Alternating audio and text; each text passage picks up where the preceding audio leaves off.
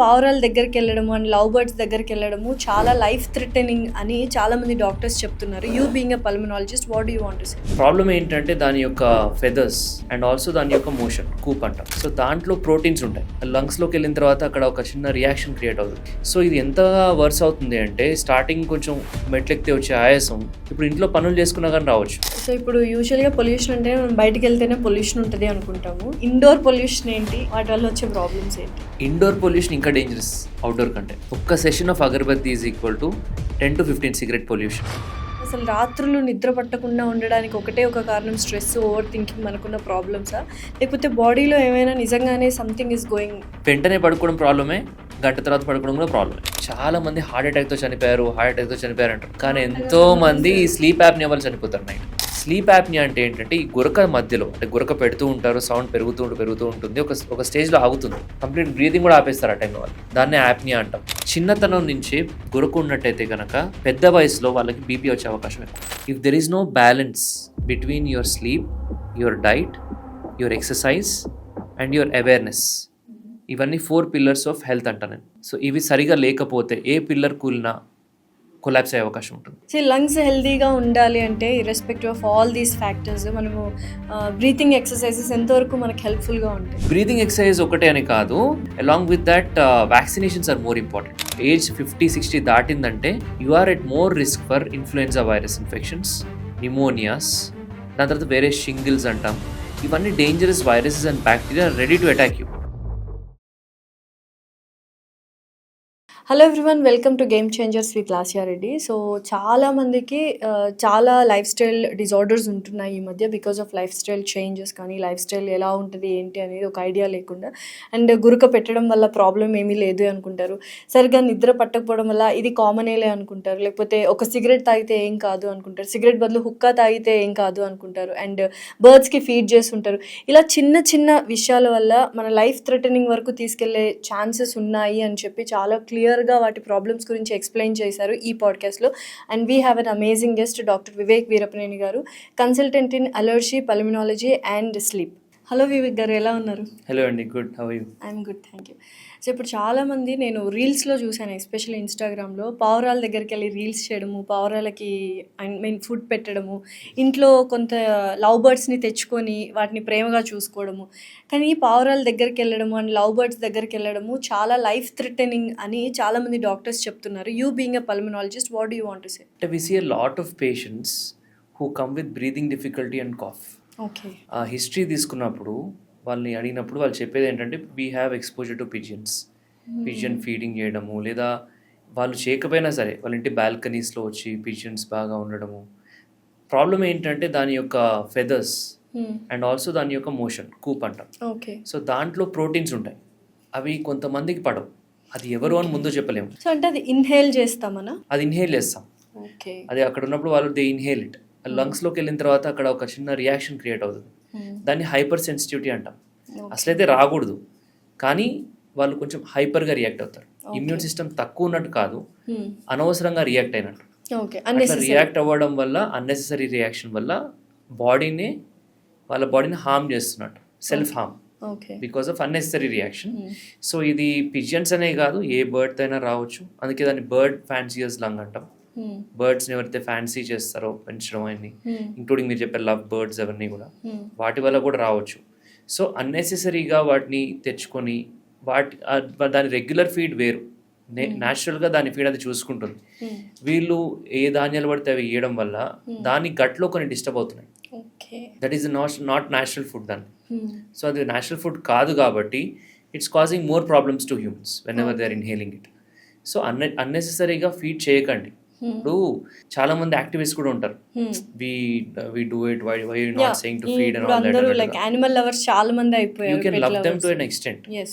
So if suppose if you have a family member who is suffering with hypersensitivity pneumonitis, you know ఎంత painful. ఎందుకంటే that patient suffers with breathing problem, cough. స్టార్టింగ్లో fever ఉండొచ్చు కొంచెం, but eventually breathing problem cough లాగా settle అవుతుంది.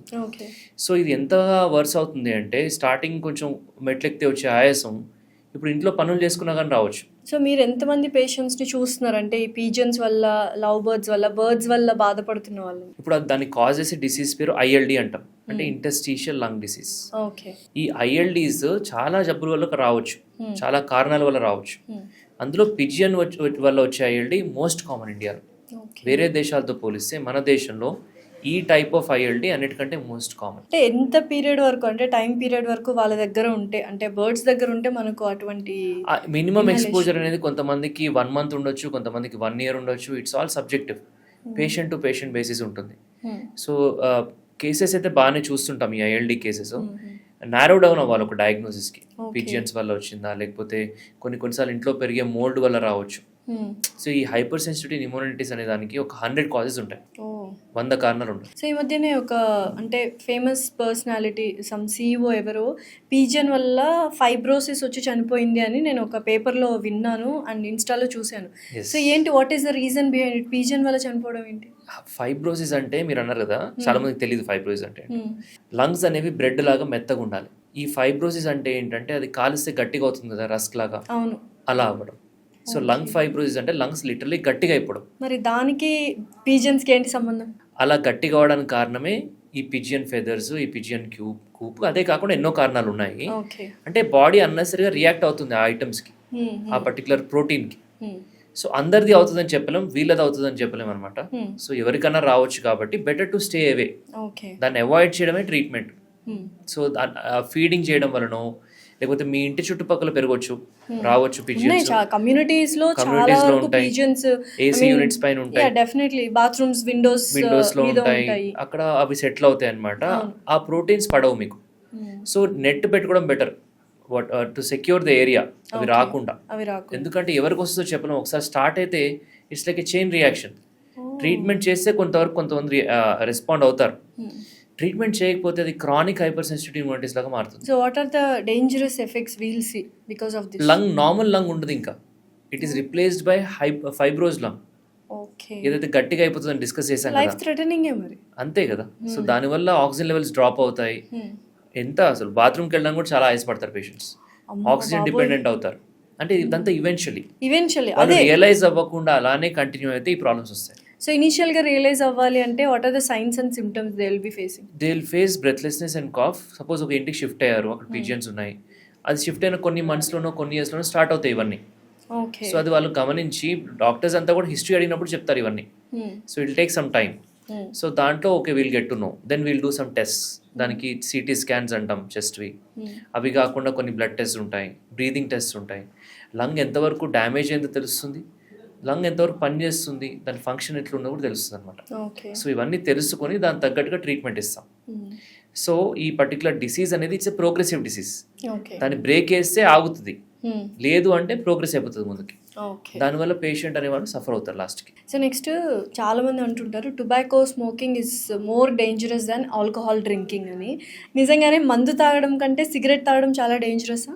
Depends, దేని dangers దానికి ఉన్నాయి, there is no doubt about it. But ఈ సిగరెట్ అనేది ఇట్స్ మోర్ ఈవెన్ అడిక్టివ్, ఇంకా అడిక్టివ్ మన ఆల్కహాల్ కంటే. ఎందుకంటే దాంట్లో నికోటిన్ ఉంటుంది, దాంతోపాటు 7,000 కెమికల్స్ ఉంటాయి సిగరెట్ స్మోక్లో. Alcohol may not have so many chemicals, but cigarette smoke has those chemicals. అయితే ఇప్పుడు ఓన్లీ స్మోకింగ్ గురించే మాట్లాడుకున్నట్లయితే మనకు బోల్డ్ అన్ని ప్రోడక్ట్స్ అవైలబుల్గా ఉన్నాయి. సిగార్ అని, బీడీ అని, సిగరెట్స్ అని, వేప్స్ అని, హుక్కా అని, ఎలక్ట్రానిక్ వేప్స్ అని, ఇలా ప్రతి ఒక్కటి వచ్చాయి కదా. చాలామంది ఏమంటారంటే వేప్స్ చాలా సేఫ్గా ఉంటాయి, ఎలక్ట్రానిక్ వేప్స్ చాలా సేఫ్గా ఉంటాయి, జస్ట్ ఫ్లేవర్ మాత్రమే ఉంటుంది, హుక్కా తాగుతాం మేము, స్మోక్ చేయము అంటారు. మా ఫ్రెండ్స్ చాలామంది ఉన్నారు. So how dangerous it is? Like cigarette బెటరా, హుక్కా బెటరా? అంటే సైనైడ్ బెటరా లేకపోతే కార్బన్ మోనాక్సైడ్ బెటరా అన్నట్టుంది. ఏదైనా డేంజరస్. ఓకే. సో ఏదైనా ప్రాబ్లమాటికే. చాలామంది ఏమనుకుంటున్నారంటే మీరు అన్నట్టుగా ఫ్లేవర్స్, దాని తర్వాత స్మెల్ చూసి బాగుంది, సో ఇది కొంచెం సేఫ్ అనుకుంటా, హార్డ్గా లేదు, స్మూత్గా ఉంది అనుకుంటారు. ఓకే, సిగరెట్లో 7,000 కెమికల్స్ ఉండొచ్చు, దాంట్లో ఒక 70 కెమికల్స్ వల్ల క్యాన్సర్ రావచ్చు.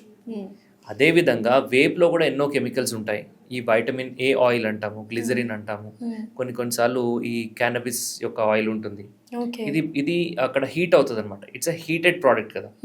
అది హీట్ అయ్యేటప్పుడు అవన్నీ కూడా కొంచెం స్ట్రక్చర్ మారి డేంజరస్ కాంపౌండ్స్ లాగా మారుతున్నాయి. They are link to many problems. It's not just లంగ్స్లో పిలిచినందుకు లంగ్ ప్రాబ్లమ్స్ అనే కాదు, ఆస్మా, సిఓపిడి, క్యాన్సర్స్ ఇవి కాకుండా many other problems including breast cancers or you know brain problems, అంటే హెడ్ టు టో తీసుకుంటే అన్ని ఆర్గన్స్ని ఎఫెక్ట్ చేస్తుంది, ఇంక్లూడింగ్ హార్ట్, బ్రెయిన్, ఎవ్రీవేర్. ఇంకా డేంజరస్ ఇష్యూస్ ఏంటి అంటే దీంట్లో ఇవాలి అనే ఒక ప్రాబ్లమ్ వస్తుంది. ఇవాలి అంటే ఈ సిగరెట్ ఇండ్యూస్ లంగ్ ఇంజురీ అంటాము. సో దీంట్లో ఏంటంటే లంగ్స్లో ఉండే ట్యూబ్స్ అనేవి పర్మనెంట్గా క్లోజ్ అయిపోతాయి. ఈ ఆస్తమా ఇస్ రివర్సిబుల్ ప్రాబ్లమ్. ఈ వేప్, ఈ హుక్కా, వాటి వల్ల. ఈ కైండ్ ఆఫ్ థింగ్స్, హుక్కా కాదు, వేప్, Vapes, ఎస్పెషల్లీ ఈ okay. సిగరెట్స్, వేప్, వీటి వల్ల. ఓకే. సో అది పర్మనెంట్గా క్లోజ్ అవ్వడం జరుగుతుంది. దానివల్ల ఒక పేషెంట్ లంగ్ ట్రాన్స్ప్లాంట్ వరకు వెళ్ళే అవకాశం ఉంటుంది. ఫారెన్లో చాలా కేసెస్ ఉన్నాయి, ఎందుకంటే అక్కడ ఈ సిగరెట్స్ చాలా ర్యాంపెంట్గా యూజ్ చేస్తారు, ఎస్పెషల్లీ యూకే అంతా కూడా. ఇక్కడ కూడా చాలా మంది ఈ వేప్స్ అంటే చాలా డేంజరస్, అసలు డేంజరస్ కాదు అన్న ఫీల్ లో ఉన్నారు, నార్మలైజ్డ్ థింగ్. అది good marketing by tobacco industry, అంటే ఆల్టర్నేటివ్ కోసం. ఎస్, And సిగరెట్ ఇంకొకటి మానేయడం కోసం ఆల్టర్నేటివ్ గా ఈ వేప్స్ తీసుకుంటున్నారు, but they are more dangerous. More dangerous. ఇవాలి అనే ఒక ప్రాబ్లమ్ వస్తుంది. తర్వాత పాప్కార్న్ లంగ్ అంటాం, గట్టిగా అయిపోతుంది లంగ్ అంతా కూడా. వీళ్ళకి కూడా ట్రాన్స్ప్లాంట్ తప్ప వేరే ఆప్షన్ ఉండదు. సో సిగరెట్ కంటే కూడా ఈ సిగరెట్ ఇంకా డేంజరస్ నన్ను అడిగితే. షార్ట్ పీరియడ్లో ఎక్కువ డ్యామేజ్ చేస్తుంది. అలా అని చెప్పి అందరికీ చేస్తుంది అంటే కాదు, అక్కడే ప్రాబ్లం. నేను ఎప్పటి నుంచో తీసుకుంటాను, నాకు ఏం అవ్వట్లేదు అంటారు చాలా మంది. కొంతమంది ఉంటారు 6 months తీసుకున్న తర్వాత ఇవన్నీ ఫేస్ చేస్తారు. సో వాళ్ళు ఎవరు వచ్చి బయటికి చెప్పరు కదా ఇలా అయినట్టు. సో ఇవన్నీ కూడా పేపర్స్లో ఉంటాయి అనమాట, సైంటిఫిక్ స్టడీస్లో. ఈ cigarettes are equally dangerous. They are colourful, trendy and స్లీక్గా ఉన్నంత మాత్రం సేఫ్ అని కాదు. అన్నెసరీగా వాటికి వెళ్ళి అడిక్ట్ అవ్వకండి, ఎందుకంటే you can get addicted to that also. దాంట్లో కూడా నికోటినే ఉంటుంది. సో నికోటిన్ ఫ్రీ ఉన్నా సరే ఏదో ఒక కెమికల్ లోపలికి వెళ్ళడం వల్ల it is causing lot of damage. And నేను ఎక్కడో విన్నాను 1 hookah puff is equal to 100 cigarette smoking అని. Is it true? Yes, smoking 1 session of hookah equal to smoking 100 cigarettes. It's very dangerous. So hookah అనేది సిగరెట్ కంటే కూడా అన్ని రెట్లు డేంజరస్ అనమాట.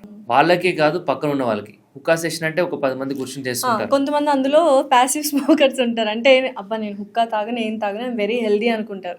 అలాంటి వాళ్ళకి చాలా డేంజర్ అని విన్నాను. దే ఆర్, మరి వాళ్ళు కూడా ఈక్వల్ గా పీలుస్తున్నారు కదా అక్కడ కూర్చుని. వీళ్ళు పీల్చి వదిలేస్తారు, వీళ్ళకి ఫిల్టర్ కూడా ఉండదు కదా, ఉండదు. సో వీళ్ళకి ఆ ప్రాబ్లమ్స్ అన్ని రావచ్చు అనమాట.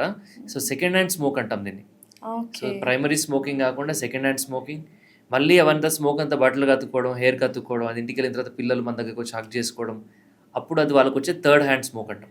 సో ఇన్ని డేంజర్స్ ఉంటాయి అనమాట. సో ఫస్ట్ హ్యాండ్ స్మోక్ అంటే స్మోకర్స్ వాళ్ళు, సెకండ్ హ్యాండ్ అంటే passive smokers, third hand smoke. So ఈ కేసెస్ చూసారా చిల్డ్రన్ లో? చాలా మంది పిల్లలకి ఆస్మా వస్తుంది. ఫాదర్స్ యూజువలీ ఇంట్లో ఈ మధ్య చేయట్లేదేమో ఎవరు, కానీ బాల్కనీస్లో లేకపోతే వాష్రూమ్స్లో స్మోక్ చేస్తారు కదా, ఆ పార్టికల్స్ అక్కడ వెళ్ళిపోతాయి అనుకుంటారు, ఎగ్జాస్ట్ ఫ్యాన్స్ అట్లా అక్కడ ఉంటాయి. They settle there. సో వెళ్ళగానే ఫస్ట్ ఎగ్జాస్ట్ ఫ్యాన్ వేసి సిగరెట్ ఆన్ చేస్తారు బాత్రూమ్ కి. సో ఇదేంటంటే పోతుంది అనుకుంటాం, కానీ those particles are lingering around. ఎంతో కొంత ఇన్హేల్ చేస్తారు పిల్లలు అక్కడ ఉంటే కనుక. సో దానివల్ల వాళ్ళకి ఆస్తమా వస్తుంది. అండ్ సిఓపిడి అని ఒక లంగ్ డిసీజ్ ఉంటుంది, దానికి కూడా ఇది ఒక పునాది. చిన్నప్పటి నుంచి సిగరెట్కి ఎక్స్పోజ్ అవ్వడం. ఆల్రెడీ ఎయిర్ పొల్యూషన్ చాలా ఉంది బయట. హైదరాబాద్లో AQI is around 125. That is almost equal to smoking 6 to 7 cigarettes. Already we're all expose to lot of smoke. నిజమా? హైదరాబాద్ లో, ఢిల్లీలో ఒకటే పొల్యూషన్, ఢిల్లీలో అయితే ఆల్మోస్ట్ 1 to 2 packs. సో అంటే ఇది క్యాలిక్యులేషన్, ఇది నేను చెప్పడం కాదు, స్టాట్స్ ప్రకారం, స్టాటిస్టిక్స్ ప్రకారం. బేసికలీ ఒక 24 PM 2.5 micrograms is equal to 1 cigarette. అంటే ఇప్పుడు మనందరము 5 to 6 సిగరెట్స్ తాగుతున్నట్టేనా పొల్యూషన్ వల్ల? ఇండోర్ ఉంటే అట్లా కాదు కదా, అవుట్డోర్. ఎవరైతే బాగా ఫీల్డ్ లో ఉంటారో, ఎవరైతే బాగా ట్రావెల్ చేస్తారో, they tend to have more problems, more respiratory problems, early COPDs. COPD అనేది మనం మూవీస్ ప్లే చేసే ముందు వస్తుంది కదా, ఎంఫసిమా తగ్గుతూ ఉంటారు. సో ఆ ప్రాబ్లం అనమాట. సో అది ఇంతకుముందు 50s 60s లో చూసేవాళ్ళం, ఇప్పుడు 30s 40s లో చూస్తున్నాం. You can see almost 10 to 20 years వయసు తక్కువ వాళ్ళకు కూడా సిఓపిడి అనే జబ్బు చూస్తున్నాం అనమాట. అంటే ఇర్రివర్సిబుల్ డ్యామేజ్ చేస్తుంది లంగ్స్కి. ఏది పొల్యూషన్, ఈ PM 2.5 particles, PM 10 particles, sulphur dioxides అని, దాని తర్వాత డిఫరెంట్ కెమికల్స్ వల్ల ఓవరాల్గా. ఇవే కాకుండా రబ్బర్ పార్టికల్స్ కూడా ఉంటాయి రోడ్స్ మీద, టైర్స్ నుంచి వస్తుంటాయి, కంటికి కనపడవు ఇవన్నీ కూడా. So all these are harming us. Cities లో ఉండే వాళ్ళకి ఎక్కువ ప్రాబ్లం ఇవన్నీ, అర్బన్ పాపులేషన్ కి. ఇప్పుడు చాలా మంది మేము ఏసీ కార్ లో వెళ్తున్నాము, మాకు పొల్యూషన్ రాదు అనుకుంటారు. Is it true? అంటే ఫిల్టర్స్ ఉంటాయి కదా, they are better than people going on bike. Okay. ఇప్పుడు కార్లో ట్రావెల్ చేస్తున్నారు మీరు, ఒకసారి విండో కిందకని ట్రావెల్ చేయండి, డిఫరెన్స్ తెలుస్తుంది. ఒకసారి బైక్ లో ట్రావెల్ చేయండి, you will notice even more smell. అవును. హైదరాబాద్లో 20 years బ్యాక్ అట్లా లేకపోతుండే.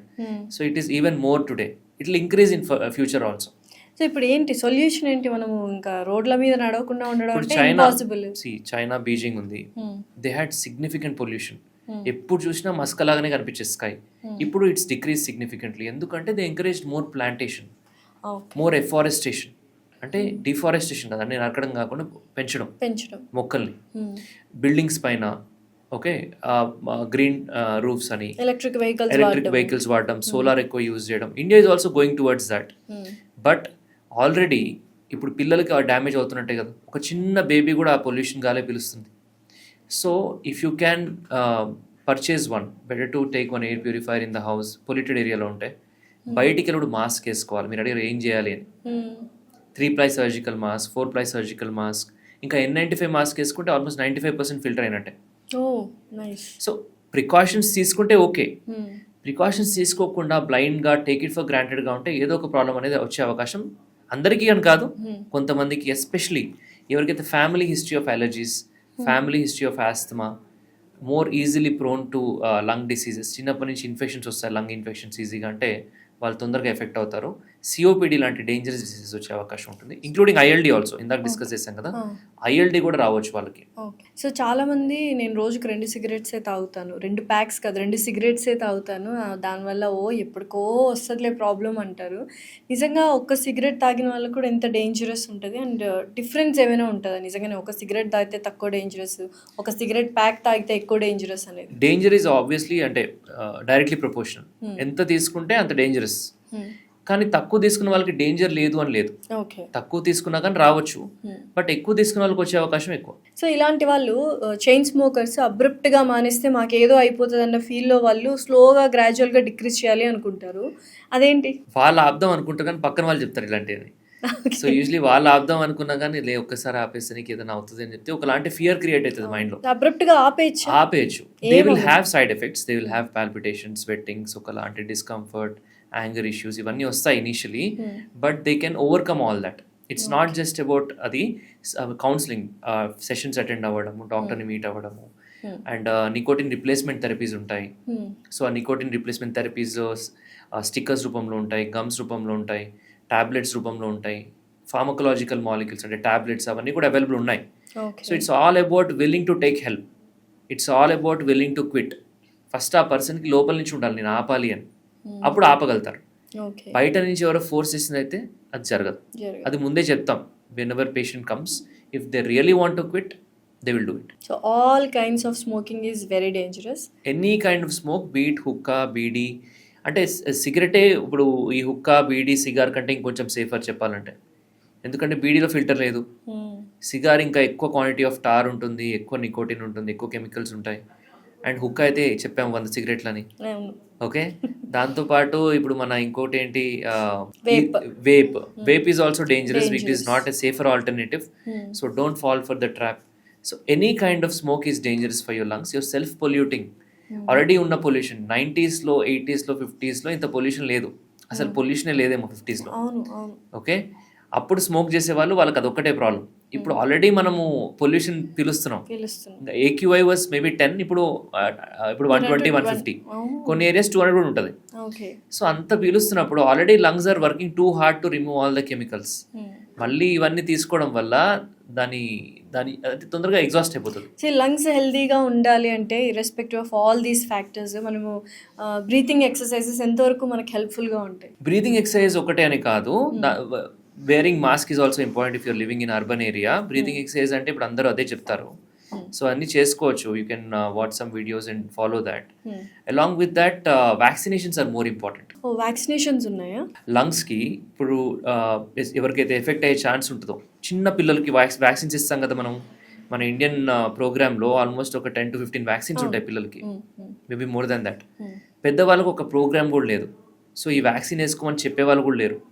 అలా అని చెప్పి వ్యాక్సిన్ వేసుకోవద్దా అంటే అలా కాదు, చాలా guidelines worldwide vaccines వేసుకోవాలి. ఏజ్ 50-60 దాటిందంటే you are at more risk for influenza virus infections, pneumonias, దాని తర్వాత వేరే షింగిల్స్ అంటాం. ఇవన్నీ dangerous viruses and bacteria ready to attack you. So immune system అనేది ఏంటంటే ఒక బెల్ షేప్ కర్వ్ లాగా ఉంటుంది అనమాట. ఓకే. సో చిన్నప్పుడు వీక్ ఉంటుంది, మధ్యలో స్ట్రాంగ్ ఉంటుంది, మళ్ళీ 60+లో మళ్ళీ వీక్ అవుతుంది. ఓకే. అప్పుడు కూడా అవసరం కదా వ్యాక్సిన్స్ అనేవి. సో ఈ అడల్ట్ వ్యాక్సినేషన్ మీద మనకి అవేర్నెస్ లేదు. ఓకే. ఇప్పుడు నేను చెప్తే విని వేసుకునే వాళ్ళు చాలామంది ఉన్నారు, కానీ చెప్పేవాళ్ళు లేరు. డెఫినెట్లీ. ఓకే.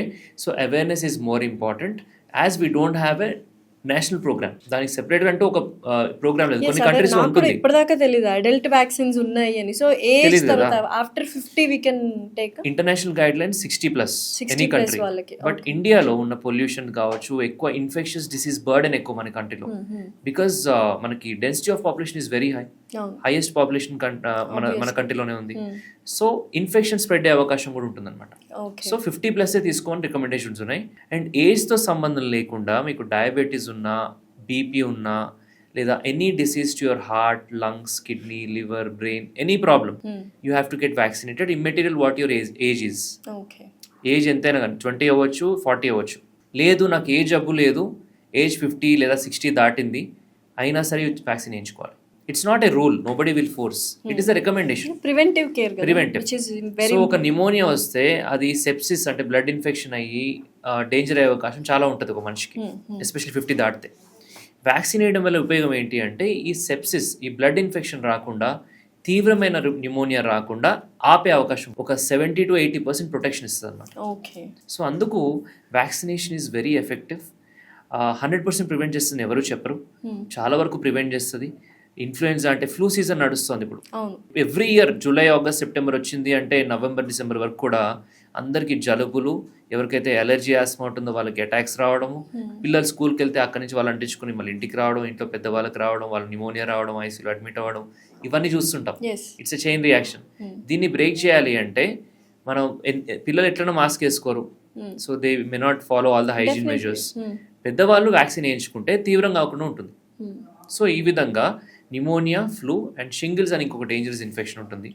సో వీటన్నిటికీ కూడా వ్యాక్సిన్స్ ఉన్నాయి. న్యూమోనియాకు ఒక 3 different types ఆఫ్ వ్యాక్సిన్స్ ఉన్నాయి.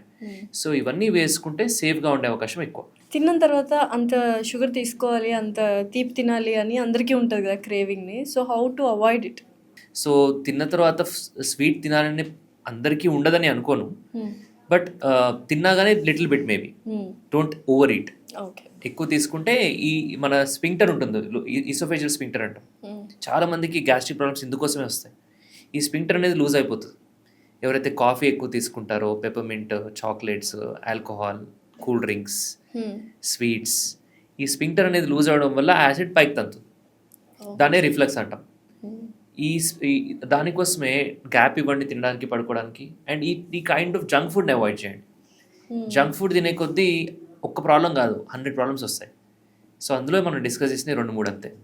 సో ఇవన్నీ కూడా చాలా ఇంపార్టెంట్. పడుకునే ముందు మనం చేయకూడని పనులేంటి? నిద్ర రాకుండా ఎఫెక్ట్ అయ్యేవి ఒకటి ఏంటంటే avoid taking coffee after 4 PM, number 1.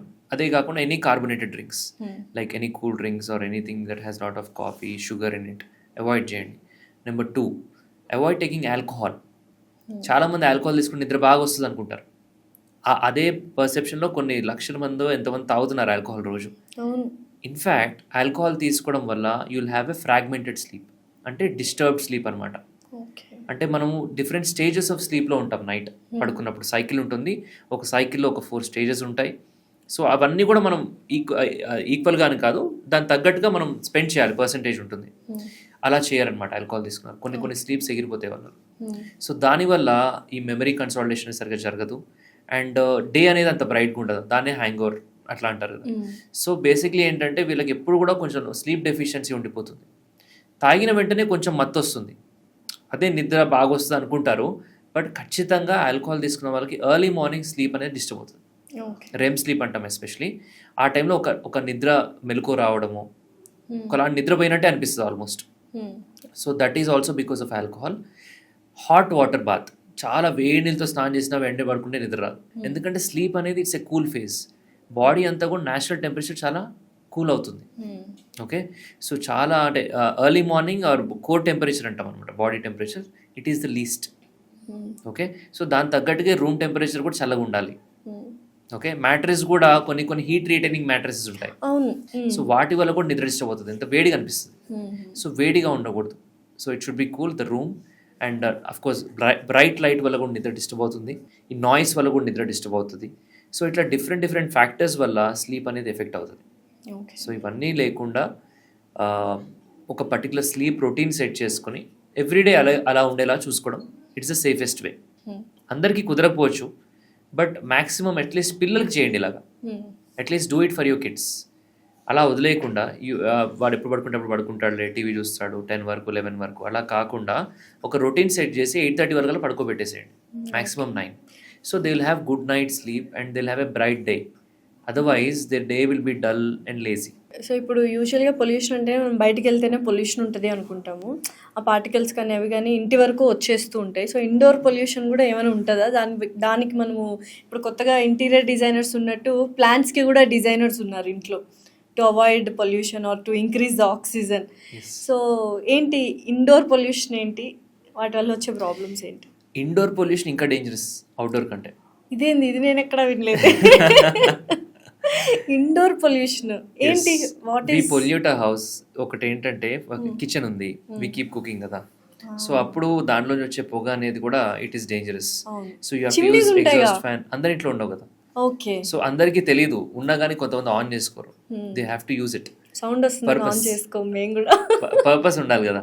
So ఆ స్ట్రాంగ్ స్మెల్స్ అవ్వచ్చు, స్మోక్ అవ్వచ్చు, ఇన్హేల్ చేసుకుని చాలా మంది విమెన్ కి ఈ ఆస్మా లాంటివి వస్తాయి. దాంతోపాటు దాంట్లో రేడాన్ గ్యాస్ అని డిఫరెంట్ ఉంటాయి. సో వాటి వల్ల క్యాన్సర్స్ కూడా రావచ్చు if you are too much expose to it too closely. So better always keep your kitchen ventilated and obviously chimney కానీ ఎగ్జాస్ట్ కానీ ఆన్ ఉంచుకోవాలి. ఇది ప్రివెన్షన్ నెంబర్ 1. తర్వాత దేవుడి గది ఉంది, అక్కడ వి పుట్ అగర్బత్తీస్, దాని తర్వాత సాంబ్రాణీస్, ఇవన్నీ. ఒక్క session of agarbatti is equal to 10 to 15 cigarette pollution. Okay, అది ఇండోర్ గా లోపల పెట్టేసి మనం పెడతాము. సో దానివల్ల ఆ పార్టికులేట్ మ్యాటర్ అంతా కూడా మనం ఇన్హేల్ చేయడం వల్ల ఇట్ ఈస్ కాజింగ్ ప్రాబ్లమ్స్. అంటే ఇప్పుడు మనం అగరబత్తీలని వాడొద్దా? మీరు అన్న దాని ప్రకారం వాడకూడదు. ఇండోర్ లో పెడితే కొంచెం ప్రాబ్లమాటిక్, అది అనేది. బయట తులసి దగ్గర పెడితే ఓకే, బట్ లోపల పెట్టడం వల్ల మీరే ఇన్హేల్ చేస్తున్నారు కదా, అక్కడ 1 hour కూర్చొని పూజ చేస్తారు, you are inhaling all that. It may smell good but it will have some complications. Okay, it is not just bad for your lungs but also metabolism. కొన్నిసార్లు మన హార్మోన్స్ కూడా ఎఫెక్ట్ చేయొచ్చు. అంటే ట్రిగర్ అవుతుంది. ఎవరికైతే underline allergy gene ఉందో తట్టి లేపినట్టు ఈ పర్టికులర్ సాంబ్రాణీస్, అగర్బత్తీస్, దాని తర్వాత మస్కిటో కాయిల్స్, తర్వాత scented candles or perfumes, air fresheners, all this is indoor pollution. ఇవన్నీ chemicals. We should not use too much and ఎంతో కొంత ఎవరికైతే ప్రాబ్లం ఉంటుందో వాళ్ళకి ఇబ్బంది, ఎవరికైతే అండర్లైన్ అలర్జీస్ ఉంటాయో అంటే ఎఫెక్ట్ అయ్యే తత్వం సెన్సిటివ్ గా ఉండే లంగ్స్ కి problem. And we never know కదా ఎప్పుడు ఎవరు అలర్జిక్ అయిపోతారో అని ఇన్ ద ప్రాసెస్. జీన్స్ లో ఉంటుంది ఎక్కడో. So it's all about a trigger. Trigger అయిన తర్వాత ఇట్స్ లైక్ స్విచ్ ఆన్ అయిన తర్వాత ఆఫ్ చేయడం కష్టం. So it's like a chain reaction మళ్ళీ. So better to avoid. Prevention is always better than cure. Mild ఓకేనా, లైక్ న్యాచురల్ వేలో కొన్ని యూస్ చేస్తూ ఉంటారంటారు కదా. Any kind of perfumes or whatever, any kind of smell, smoke or dust can trigger allergic reactions. Better to avoid especially if you are sensitive. Okay, that is number 1. Number 2 వచ్చేసి ఈ kitchen అని చెప్పాను. తర్వాత number 3 dust. Dust itself is a huge pollution. Obviously. Okay, అది curtain dust అవ్వచ్చు, bedroom bedsheets dust అవ్వచ్చు, అట్లా any kind of dust will cause pollution. ఇంకేమైనా ఉన్నాయి ఇండోర్ పొల్యూషన్? ఈ సెంట్స్, పర్ఫ్యూమ్స్, అగరబత్తులు ఈ కాకుండా ఇండోర్ డస్ట్ ఉంటుంది. డస్ట్ ఫ్రమ్ కబర్డ్స్ కావచ్చు, లేకపోతే బెడ్స్ అండ్ కర్టెన్స్ అన్ని కూడా they are going to affect your mind. అంటే రీసెంట్ స్టడీ ఒకటి వచ్చింది ఏంటంటే if you're cleaning your house too much, using all the chemicals, dusting too much, you're actually inhaling lot of pollution which is equal to 20 cigarettes per day. So అతి శుభ్రం 20 cigarettes per day. ఎక్కువగా ఇల్లు clean చేసినా కూడా అంటే ఎప్పుడు dust తోనే ఉన్నట్టు కదా. అంతే, డస్ట్ అక్కడ ఉంది అంటే దాన్ని సెటిల్ అయింది, దాన్ని తడిగొడుతూ తుడవడం వేరు. లేదు, దాన్ని వెళ్ళి సస్పెండ్ చేస్తాం ఎయిర్ లో, మనం డిస్టర్బ్ చేస్తాం. You are inhaling it with chemical as well. ఒక కెమికల్ తో మనం కోలిన్ ఇవన్నీ యూస్ చేస్తాం. సో ఇవన్నీ ఏంటంటే నేను చెప్పడం కాదు, స్టడీస్. సో ఇదంతా కూడా బయటపడతాయి. సో ఆ విధంగా అవాయిడ్ చేయడం బెటర్ అనమాట ఇవన్నీ. అయితే ఈ పాడ్కాస్ట్ చూసిన తర్వాత మేము ఇల్లు క్లీన్ చేయకూడదు, అగరబత్తులు పెట్టకూడదు, సెంట్లు పెట్టకూడదు, సిగరెట్లు తాగని వాళ్ళ దగ్గర అసలు ఉండకూడదు, అన్ని ఇంకా ఆల్మోస్ట్ ఎవ్రీథింగ్. అంటే క్లీన్ చేయకూడదని కాదు, ఇట్స్ లైక్ ఎక్కువ డస్ట్ అదే లేసేలాగా చేయొద్దు అని చెప్తున్నాను. అతి పరిశుభ్రత అవసరం మేబీ లేదు. Just with wet this thing అప్పుడు డిస్పర్స్ అవుతుంది, అది గాల్లోకి రాదనమాట. సస్పెండ్ అవడం వల్లే పిలుస్తాం కదా, ఓకే అలా ఎక్కువ లేవకుండా చూసుకోవాలి డస్ట్ అనేది. సో ఎనీవే ఇవన్నీ కూడా ఇండోర్ పొల్యూషన్ చాలా ఎక్కువ మనకి, ఓకే. దానివల్ల కూడా ఇండోర్ లో ఉండే పీపుల్ ఎస్పెషల్లీ పిల్లలు కూడా ఎక్కువ ఎఫెక్ట్ అవుతారు. సో అలర్జీస్ అంటే యూజువల్గా కొంతమందికి పాలు పడవు, లేకపోతే పీనట్స్ పడవు అంటుంటారు, అండ్ డస్ట్ అలర్జీ వస్తుందంటారు. ఈ అలర్జీస్ కనుక్కోవడం ఎలాగా? వెరీ గుడ్ క్వశ్చన్ అండి. కామన్ ప్రాబ్లం ఎలర్జీస్ అనేది అందరి ఇంట్లో ఏదో ఒక రూపంలో బయటపడుతుంది. సో చిన్నప్పటి నుంచి మొదలు పెడితే పెద్ద వరకు ఎవరికైనా రావచ్చు. అది స్టార్ట్ అవడం పిల్లల్లో యూజువల్లీ స్కిన్ ఎలర్జీస్ లాగా స్టార్ట్ అవుతుంది. ఎలర్జీ అనేది ర్యాషెస్, ఓకే, హ్యాండ్స్ పైన, నెక్ పైన, ఫేస్ పైన, స్కాల్ప్ పైన ఎక్కడైనా రావచ్చు. అదే ఇంకా కొంత ముందుకెళ్తే ఫుడ్ ఎలర్జీస్ స్టార్ట్ అవుతాయి. మిల్క్, ఎస్పెషల్లీ మిల్క్ ఇంట్రడ్యూస్ చేసిన తర్వాత యూజువల్లీ మిల్క్ ఎలర్జీస్ అని, దాని తర్వాత పీనట్స్, బీట్ అంటే గ్లూటెన్, ఇవన్నీ different types of allergy start అవుతాయి. కొంతమందికి పడదు. Yes, any kind of food, prawns, fish, అవి తీసుకొని కొలాప్స్ అయిన పేషెంట్స్ కూడా చాలా మంది ఉంటారు. ఎనఫైలాక్సిస్ అంటాం సార్, డేంజరస్ రియాక్షన్. అంటే where your body is severely affected, breathing ఆగిపోతుంది, బీపీ పడిపోతుంది. ఇవన్నీ ఏంటంటే సివియర్ ఎనఫైలాక్సిస్ కొంతమందికి రావచ్చు. ఎస్పెషల్లీ ప్రాన్స్ తోటి చాలా కామన్ ఇది, ఫుడ్ ఐటమ్స్ తోటి. అందరికీ ఉంటుందని కాదు. సో టిపికల్ ఫుడ్ అలర్జీస్ గురించి మాట్లాడంటే ఎగ్ అండ్ మిల్క్, పిల్లలు చెప్తున్నాను. సో అదొకటి. Next peanut and any kind of tree nuts like మన క్యాష్యూ, ఎనీ ట్రీ నట్, వీటి వల్ల కూడా ఎలర్జీస్ రావచ్చు. సో అలా వచ్చినప్పుడు వాట్ ఆర్ ద సిమ్టమ్స్? విన్నట్టు స్కిన్ ఎలర్జీ వస్తుంది, అది మళ్ళీ డేంజరస్ అంటే లైఫ్ థ్రెటనింగ్ కి లీడ్ అయ్యే ఛాన్సెస్ ఉన్నాయా, లేకపోతే దాన్ని ఫస్ట్ వార్నింగ్ సైన్స్ ఇస్తుంది. So that patient will get swelling of the lip, or ఎక్కడైనా బాడీలో పెద్ద ర్యాషెస్ రావడం, లేదా గట్ రియాక్షన్స్ రావడము, స్టమక్ పెయిన్స్, మోషన్స్, వామిటింగ్స్, ఇవన్నీ మల్టిపుల్ టైమ్స్ అయినా కానీ ఇగ్నోర్ చేసి సడన్గా నెఫ్రాక్సిస్ రావచ్చు. స్లోగానే డెవలప్ అవుతుంది. సో ఇంకా మనము కంటిన్యూస్గా అసలు ఇంకా లైఫ్ లాంగ్ ఏవైతే అలర్జిక్ ఫుడ్స్ ఉంటాయో అవి మనం తీసుకోకూడదు. అంటే మన కంట్రీలో తక్కువ, యుఎస్ అండ్ యూకే వాటిలో చాలా ఎక్కువ ఈ ఫుడ్ ఎలర్జీస్ అనేవి. అక్కడ ఎలర్జీస్ చాలా కామన్. ఇక్కడ మనకి డస్ట్ ఎలర్జీస్ కానీ అవి ఎక్కువ కామన్.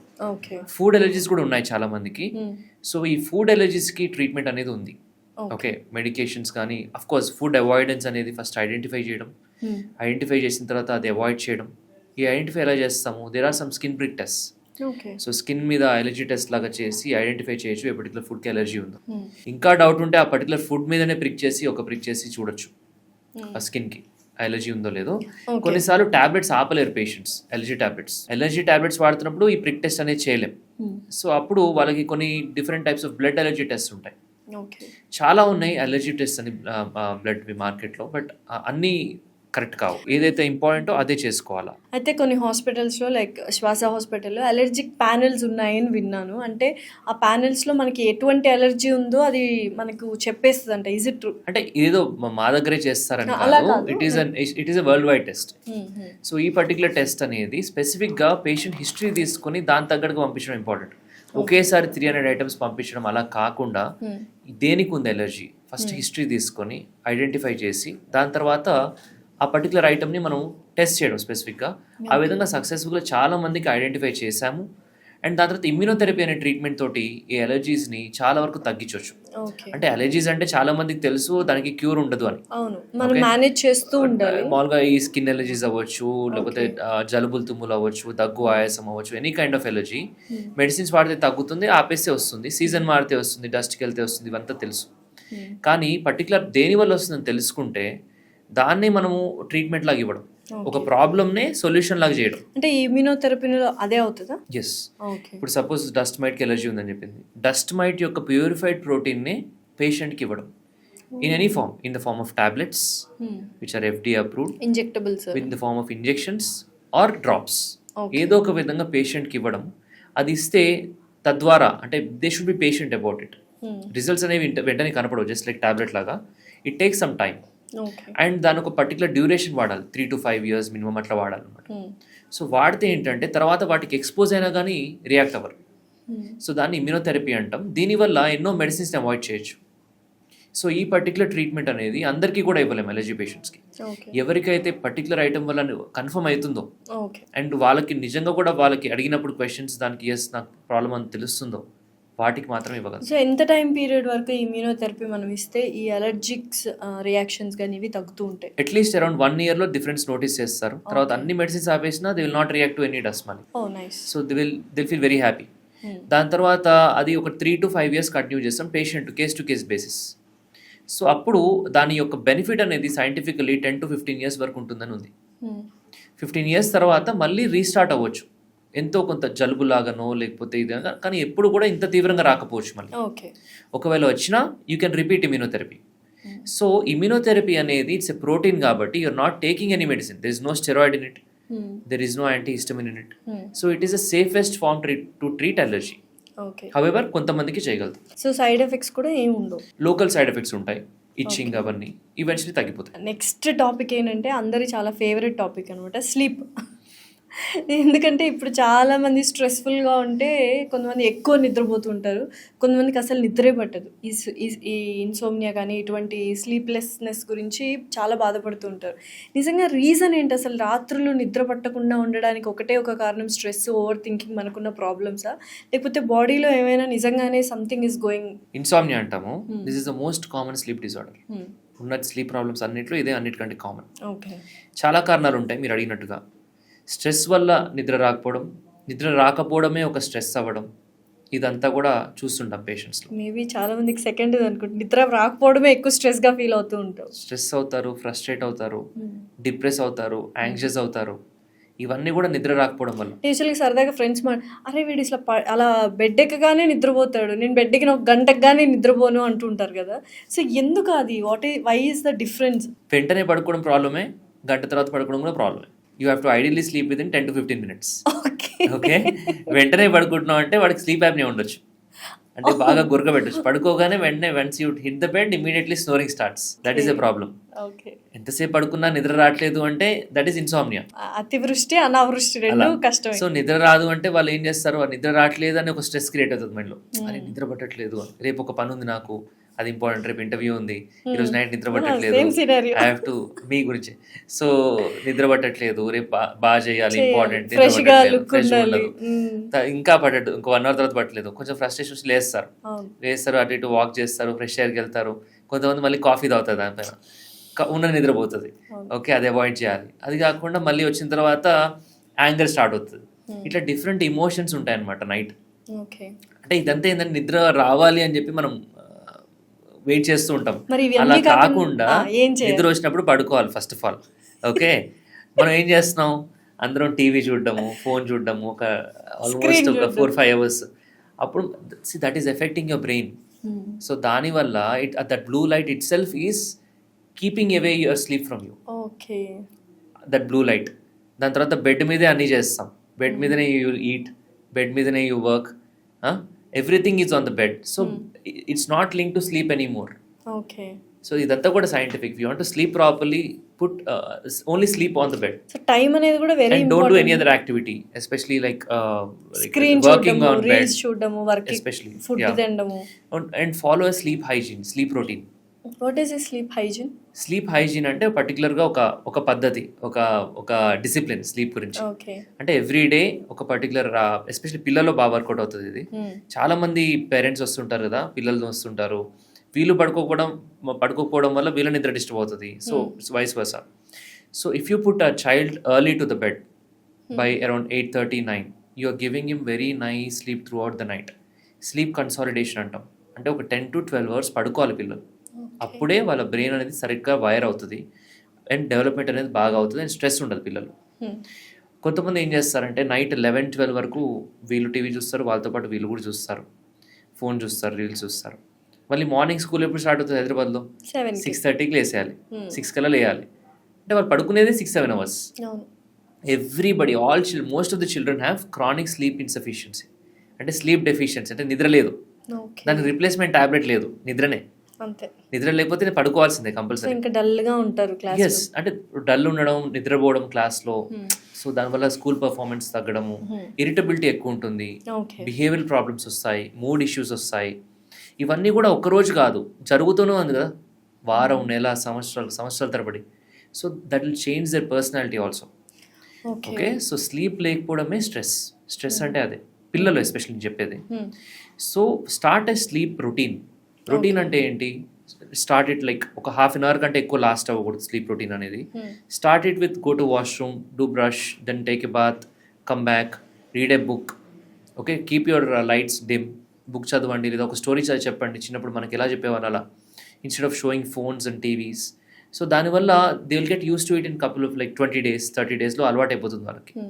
సో ఆ రొటీన్ ఎప్పుడు రోజు ఫాలో అవ్వడం వల్ల they are very sure that if they start doing it they will sleep in half an hour. అంటే it's not just about they knowing it, it's about their inner circadian clock, biological clock. లోపల అందరికీ clock ఉంటుంది, దానికి తెలుస్తుంది అనమాట. Okay, ఇది start అయిందంటే half an hour పడుకుంటాను, క్లారిటీ, సిగ్నల్స్ వెళ్ళిపోతే అలవాటు అవుతుంది. ఏదైనా it's a habit. Okay, so ఇది పిల్లలకే కాదు పెద్దలు కూడా వర్తిస్తుంది. మీరు కావాల్సుకుని ఫోన్ చూస్తూ ఒక 4 hours 3 hours, ఆఫీస్ 6 o'clock అయిపోతుంది, పొల్యూషన్ ఇంటికి వెళ్తాం గంట, సో 7 అవుతుంది. Then you immediately sit with TV and then eat at around 10 o'clock and try to sleep at around 11-12 o'clock. So తిన్న వెంటనే పడుకున్నాగా నిద్ర రాదు కదా. ఇప్పుడు నైట్ టైం మొబైల్ చూస్తున్నప్పుడు బ్రైట్నెస్ తగ్గించుకుంటూ ఉంటారు, so that it will help somehow, కొంత హెల్ప్ అవుతుంది. That's what you should do. Ideally అంటే తగ్గించుకోవాలి, బ్రైట్నెస్, ఫోన్ ఉండకూడదు అక్కడ first of all. Okay, phone లేకపోవడం బెస్ట్ అసలు. ఓకే, ఉంది అంటే ఆఫ్ కోర్స్ ఫుల్ బ్రైట్నెస్లో చూస్తే ఉన్న నిద్రపోతుంది. సో తక్కువ బ్రైట్నెస్తోనే చూడాలి నైట్ అనేది. అండ్ అది కాకుండా తిన్న వెంటనే పడుకుంటాం. ఓకే, ఇది చాలా పెద్ద ప్రాబ్లం. ఎందుకంటే ఈ బయాలజికల్ క్లాక్ అనేది ఆర్గన్ క్లాక్స్ ఉంటాయి, అంటే stomach has a clock. Okay, so అన్నీ ఒకటే టైంలో they should rest. You are trying to put your biological clock to sleep, but మన స్టమక్ అనేది యాక్టివ్గా పెడతాం ఫుడ్ తీసుకోవడం వల్ల. అది యాక్టివ్ అవ్వాలి, తప్పదు, దానికి తప్పదు, డైజెస్ట్ చేసుకోవాలి ఫుడ్ని. ఆ టైంలో గ్యాసెస్ ప్రొడ్యూస్ అవ్వడం, పైకి ఇట్లా బర్బ్స్ లాగా రావడం, పడుకున్నప్పుడు ఎక్కువ వస్తాయి ఇంకా, బికాస్ యువర్ లైంగ్ ఫ్లాట్. స్ట్రైట్గా ఉంటే stomach it's going down with gravity, ఇట్లా వస్తే పైకి వచ్చేస్తుంది. సో దానివల్ల చాలా మందికి ఇట్లా మంటలాగా తగలడము, దాని తర్వాత మైక్రో ఆస్పిరేషన్స్ అంటాం.